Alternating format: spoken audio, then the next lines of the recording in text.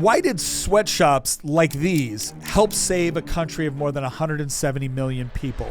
Because after all, aren't sweatshops just a modern form of slavery?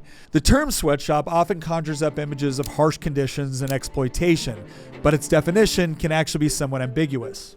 While it generally refers to workplaces that feature low wages and long hours, the reality is that many workers in these environments choose to accept such conditions because in a developing economy, they actually offer better opportunities compared to things like subsistence farming.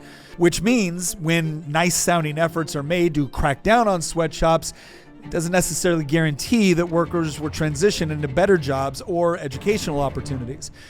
Instead, many find themselves without employment, often ending up on the streets begging or even engaging in prostitution, with children among those most vulnerable.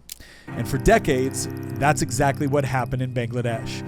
With a poverty rate of more than 80%, Bangladesh was the second poorest nation in the entire world at the time of its independence in 1971. And by the late 1980s, Bangladesh was on the brink of collapse. Instability, corruption, and widespread poverty plagued the nation. The country's capital of Dhaka was effectively the world's largest slum, and barely 15% of Bangladesh's population of 110 million at the time had access to electricity. This isn't exactly the picture of what you would call economic advancement. And yet, when we look at the country today, the comparison really is like night and day. Bangladesh is one of the fastest growing economies in the world and has been for over a decade. The country now holds the second largest foreign exchange reserves in South Asia. And on a per capita basis, Bangladesh is now richer than both India and Pakistan. In 2022, 100% of all households gained access to electricity for the first time. And once more, the country's poverty rate has fallen from more than 80% to under 13% by regional standards. So, how did this economic miracle take place?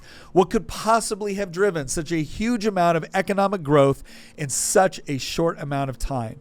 And the answer is as simple as it is controversial. By providing millions of jobs to people who would have otherwise faced unemployment or subsistence farming, Bangladesh's textile industry enabled workers to earn far more money than they could have working in the fields.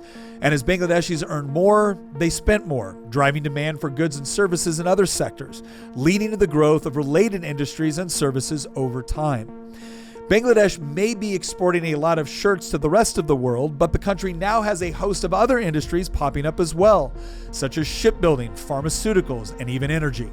So while it's easy to bash sweatshops as oppressive and exploitive in the West, we need to understand that for tens of millions of people, the opportunity to leave the slums or the fields marked the first real chance they had to escape poverty. And it's thanks to this opportunity that new ones continue to open up every day. Bangladesh is now experiencing the same transformation that the United States did over 100 years ago, with a real middle class beginning to form for the first time in its history. And that's exactly why economist Friedrich Hayek once said, "The main task of society is to provide the conditions for the individual to make their own choices, and any interference with this process by outside forces is a violation of freedom."